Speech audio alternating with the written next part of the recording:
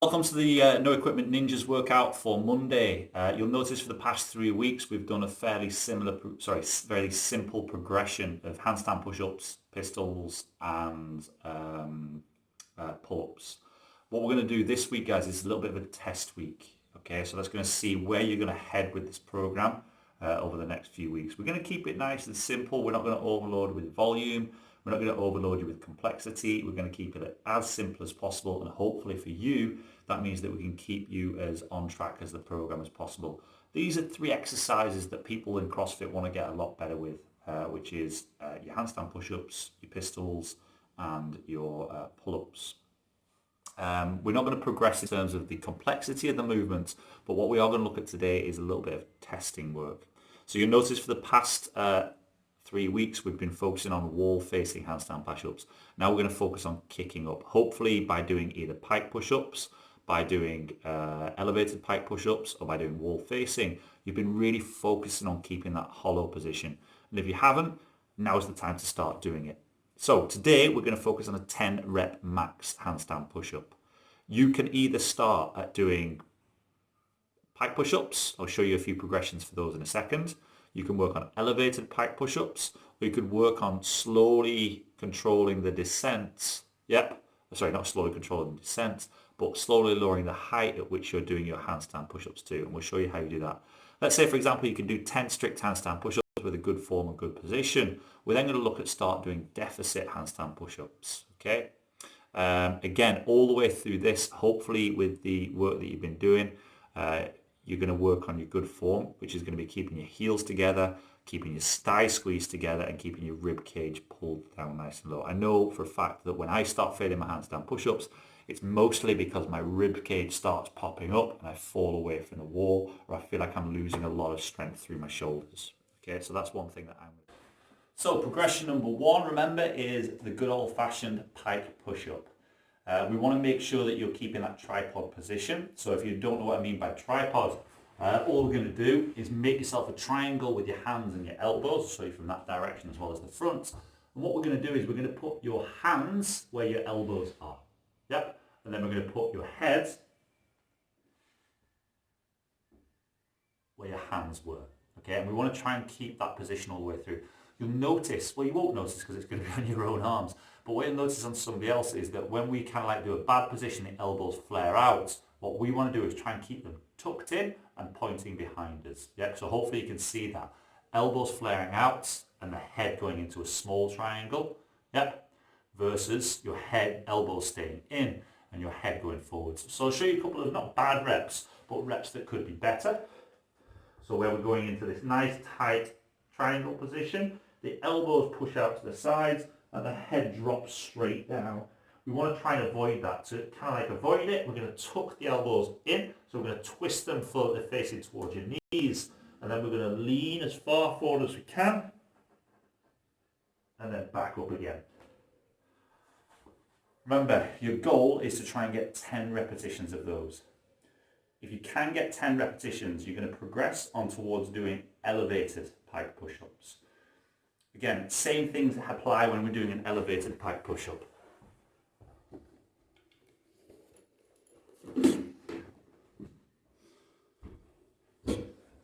Yeah. We're still looking for that tripod position. Try and keep your toes pointed behind you. Walk in so that we're as elevated as we can, and try and reach your head as far out in front of you as you physically can.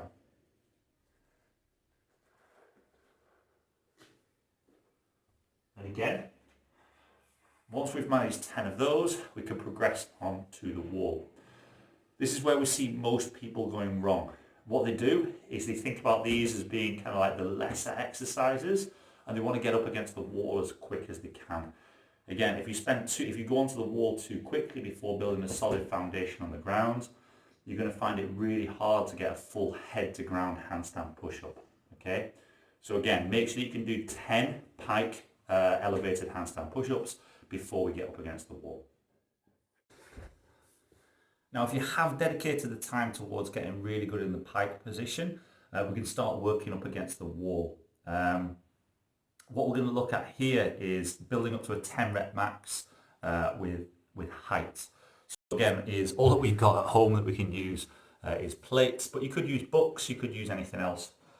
My suggestion would be is also if you're first starting out at this, put a cushion on top of these as well, because you're not going to be used to kind of like gently touching your head and keeping it under control. So it's having that nice soft position is going to give you a lot more confidence.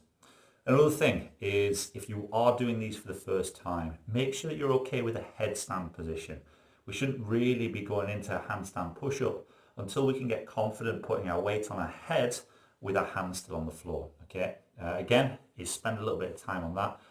Go back to your pike positions where you don't have to relax your head fully onto the ground before we go into this position. And all we're going to do is here is just try and focus on your good form.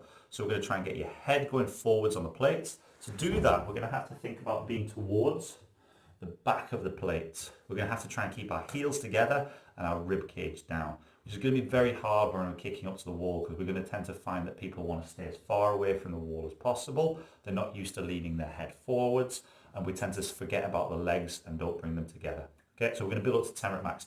Now, let's say, for example, I can do my 10 repetitions well here. Squeeze the heels, head as far forward as we can get it, back up in 10 repetitions. Then we're going to take a plate away. And again, try and do 10 repetitions with just as good a position here.